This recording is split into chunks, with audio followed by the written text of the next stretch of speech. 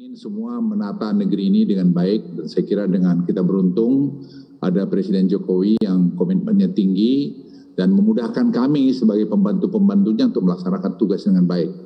Karena tanpa satu umbrella yang kuat tentu tidak mungkin kita bisa lakukan itu.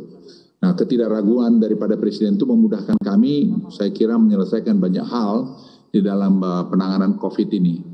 COVID ini saya pikir sekarang jauh lebih terkendali dan tadi hari ini misalnya hanya ada 193 saya kira kasus baru dan kita sudah berkisar pada range 100-an di bawah 300 ke bawah dan juga angka kematian juga sudah double digit dan juga angka kesembuhan masih tetap selalu lebih baik banyak daripada angka kasus baru.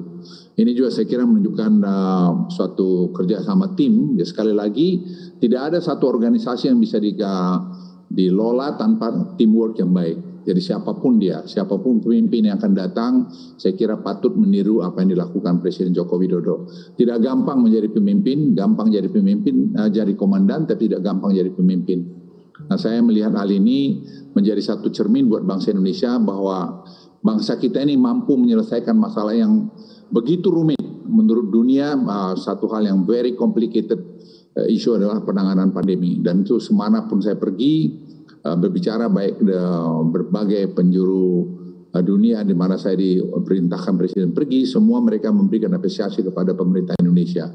Ini saya kira perlu kita kita simak dengan baik. Jadi siapapun yang jadi pemimpin, berpikirlah untuk bekerja secara terintegrasi. Kalau Anda bekerja secara integrasi, saya kira akan bisa selesaikan apapun masalah itu. Saya tentu boleh juga bicara sebagai seorang yang senior dengan usia saya sudah 74 tahun. Saya hanya ingin menyampaikan, ayo kalau kita mau bangun negeri ini, kita bangunlah bekerja dengan teamwork. Jangan pernah berpikir karena kita bisa selesaikan. Tidak. Saya bisa pastikan itu dengan pengalaman saya. Dan yang ada ini bahwa pemimpin tanpa mampu membangun teamwork, itu tidak akan pernah menjadi pemimpin yang paripurna. Bapak Ibu sekalian, sekali lagi pada CNBC terima kasih, dan tadi Pak Hairul Tanjung nanyakan saya mengenai ekonomi. Memang kita tahun ini sangat beruntung karena saya pikir dalam pandemi pun investasi yang masuk kita sangat besar. Tahun ini misalnya nanti tanggal 21 bulan Desember ini Presiden akan groundbreaking untuk satu investasi yang total jumlahnya 132 miliar dolar untuk 8 tahun ke depan. Dan itu kita mulai dengan satu proyek pertama nanti oleh Presiden pada tanggal 21 Desember nanti di Kalimantan Utara, yaitu tadi petrochemical. Ini salah satu yang besar, mungkin berkisar 24 miliar dolar dan seterusnya tiap tahun. Dan ini saya kira investasi yang sangat besar akan memperkerjakan lebih kurang dalam construction itu ada 100.000 pegawai. Dan ini akan membuat teknologi yang bagus ke depan kita. Kami melihat dari hitungannya apa yang ada, maka proyek ini nanti akan bisa menghasilkan per tahun 131 miliar pada tahun 2029, tapi secara bertahap mulai tahun 2023 ini sudah mulai beroperasi.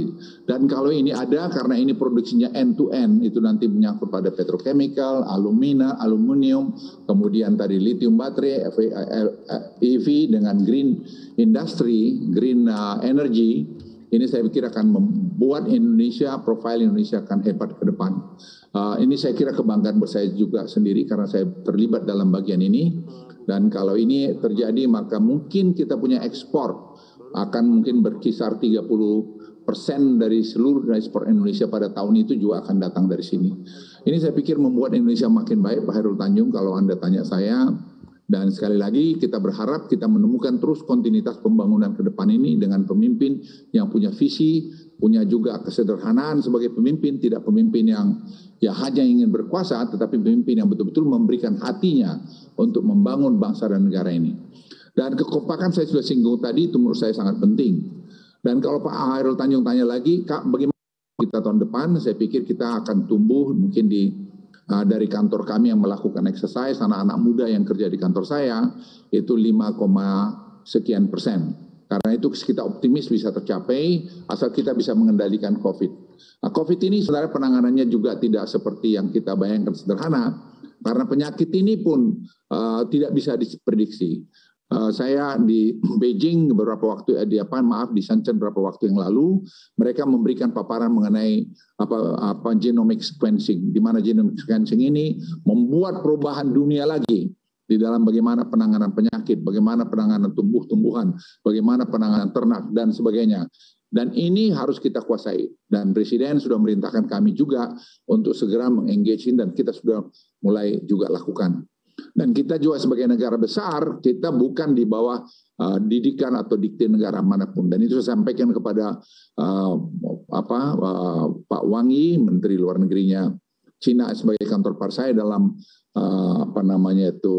high level dialogue, bahwa kita harus setara. Jadi kita harus saling membutuhkan dan harus memberi.